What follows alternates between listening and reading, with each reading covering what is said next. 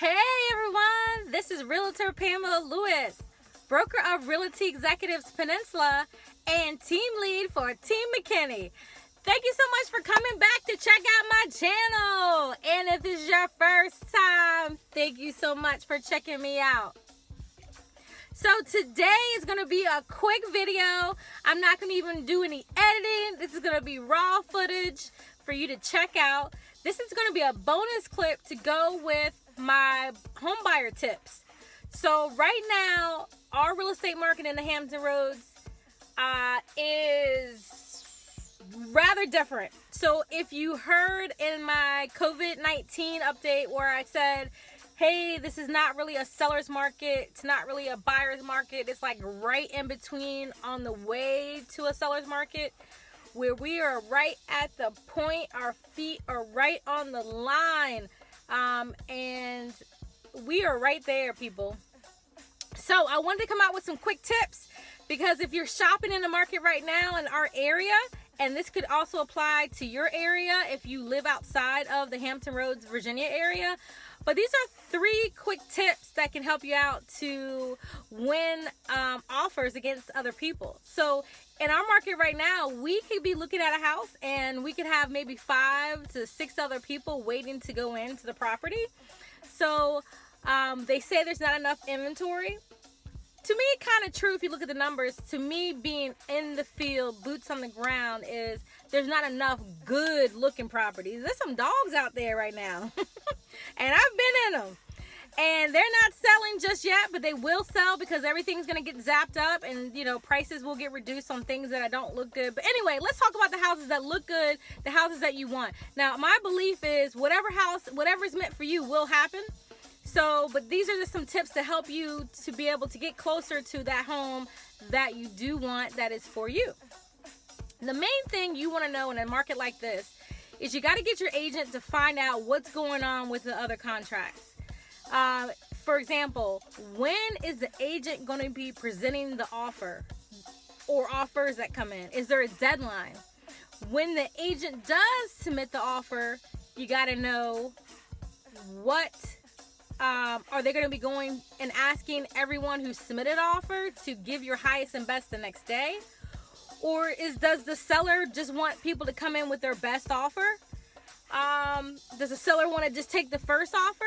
You got to know the question. So the first tip you got to know is what's going on with the contract situation. That's going to be the first tip in any market. You got to know what you're working with. And if you remember my home buyer tips, one of the tips is to know what you're working with. And number 2 is it's a continuation of knowing what you're working with.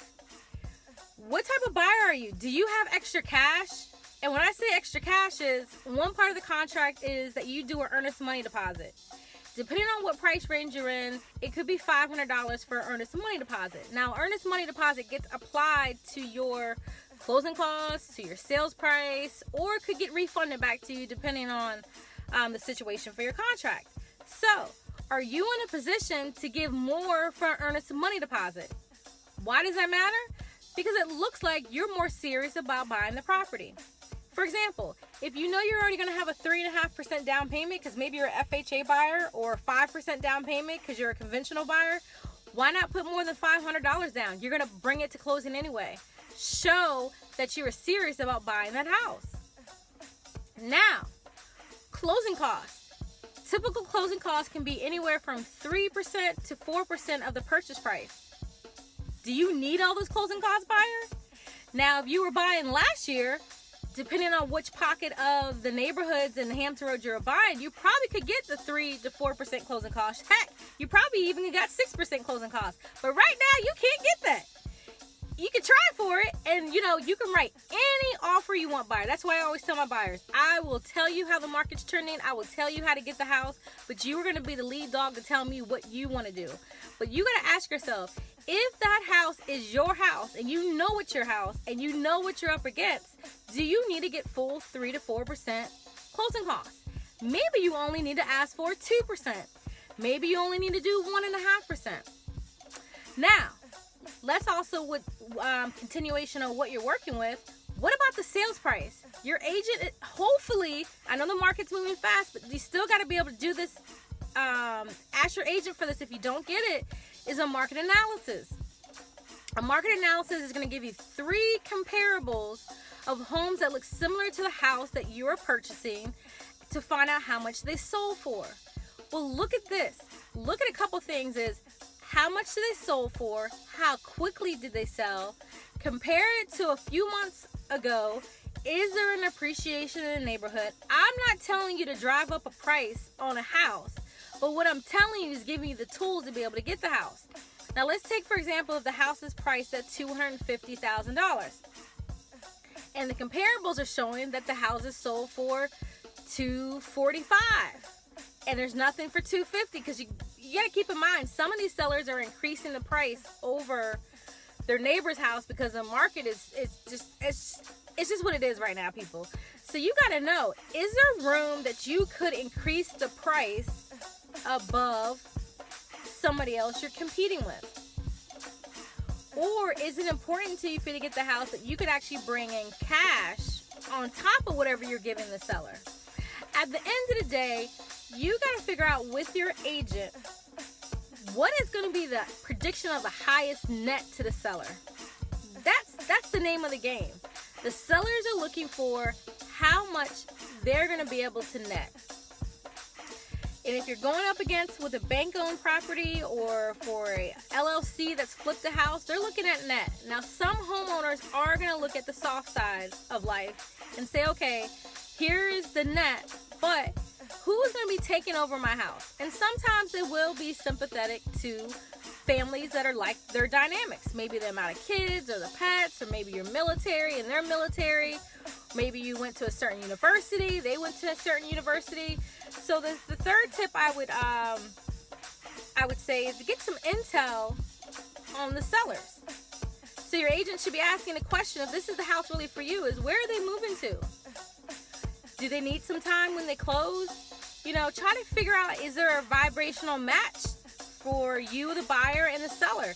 Because you could also write a letter to the seller. Does that always work for people?